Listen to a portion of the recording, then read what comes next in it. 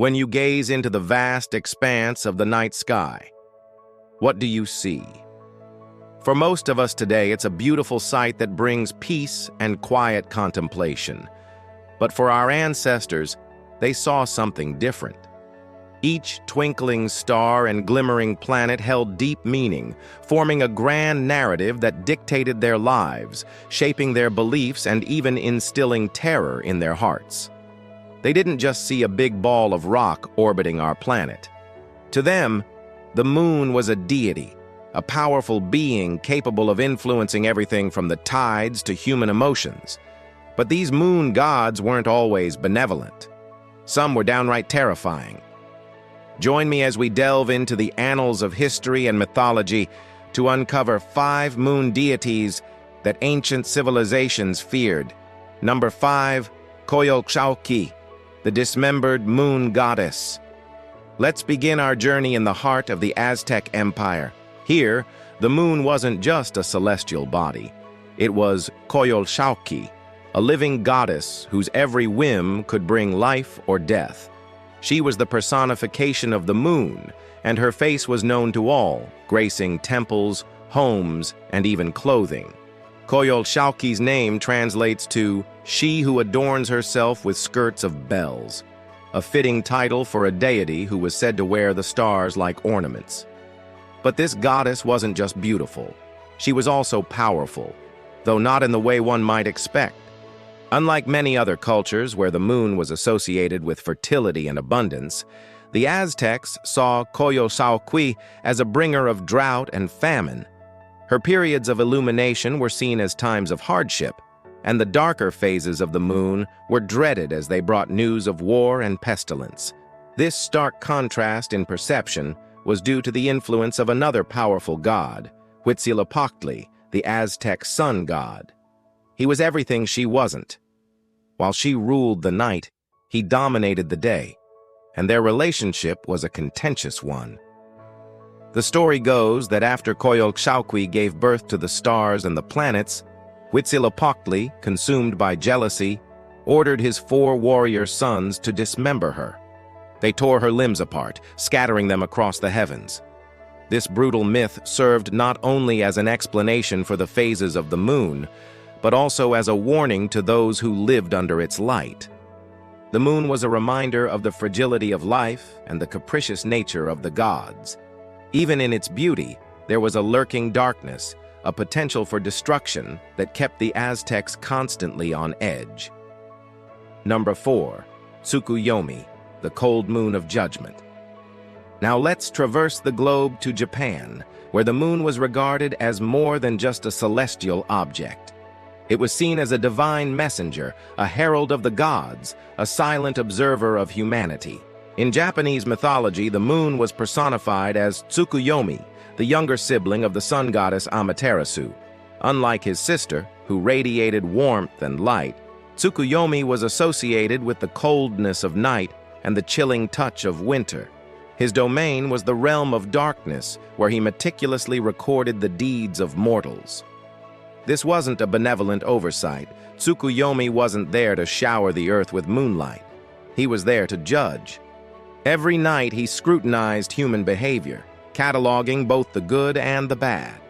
When he saw kindness and compassion, he smiled, a rare occurrence that brought blessings upon the people. But when he witnessed malice and cruelty, his expression turned cold, often resulting in calamities that befell the guilty. For the Japanese people, the moon wasn't just a source of illumination. It was a watchful eye that kept them in check, reminding them that their actions had consequences.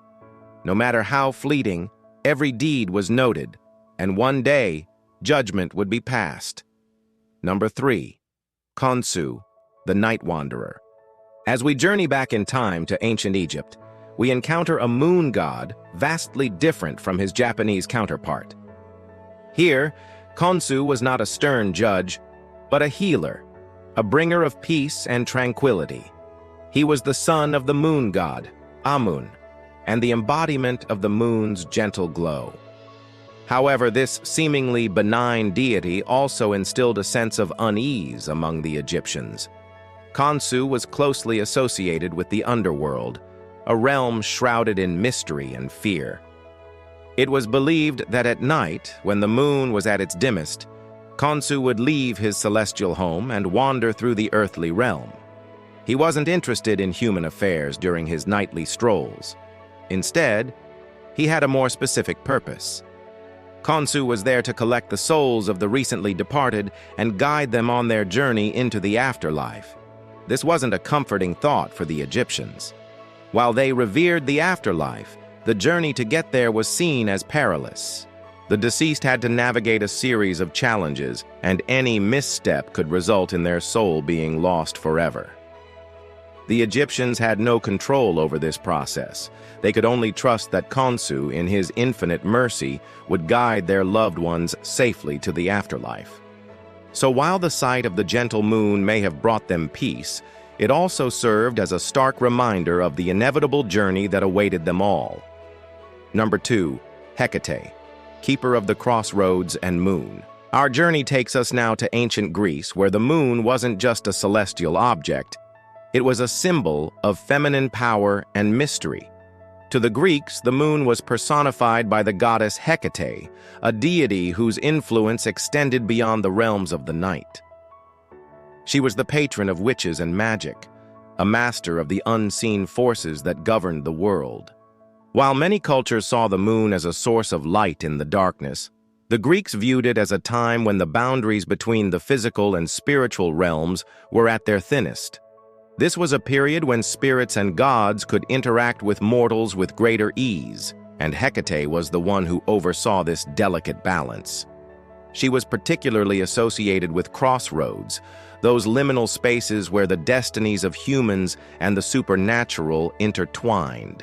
It was here at the crossroads of fate that she made her presence felt, guiding some mortals towards enlightenment and others down paths of peril.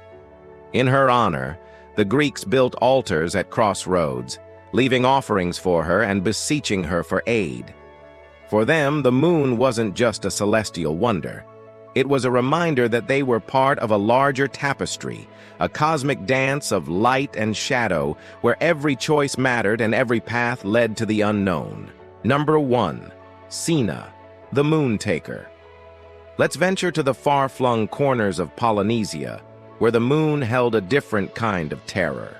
Here we meet Sina, a fearsome deity whose mere presence struck fear into the hearts of mortals.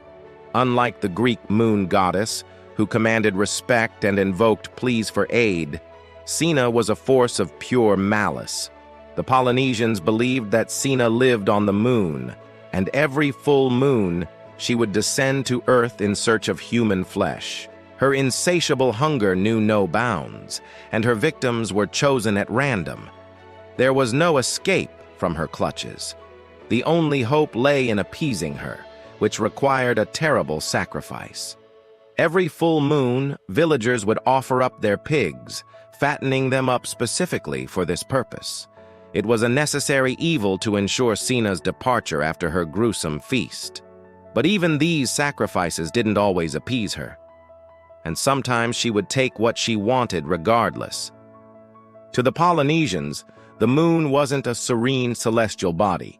It was a harbinger of potential doom. The dread of every full moon was palpable. It was a time of vulnerability, a period when the safety of their villages was at stake. The moon wasn't just a fixture in their night sky, it was a ticking clock, a reminder that they were always at the mercy of Sina's whims. The moon has many faces, and not all of them are kind. Across the world, ancient civilizations looked up at the night sky with awe and dread. Some saw beauty, others saw something watching. These moon deities weren't protectors. They were warnings.